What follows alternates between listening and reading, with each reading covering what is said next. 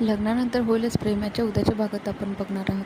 जीवा दारू पिऊन आल्यामुळे नंदिनीला सॉरी म्हणतो, पण नंदिनी रागात असते आणि ती विचारते, का तुम्ही काही चुकीचं केलं आहे असं वाटतं का तुम्हाला? ज्या दिवशी तुम्हाला वाटेल की तुम्ही चुकीचं केलं आहे त्या दिवशीच सॉरी म्हणा आणि ही सवय सोडा, असं म्हणून ती रागात निघून जाते. दुसरीकडे रम्या मुद्दामून नंदिनीसमोर पार्थशी बोलते, थँक्यू पार्थ, तू मला घेऊन गेलास आणि घेऊनही आलात. मला ड्रॉप केल्याबद्दल आणि लिफ्ट दिल्याबद्दल थँक्यू.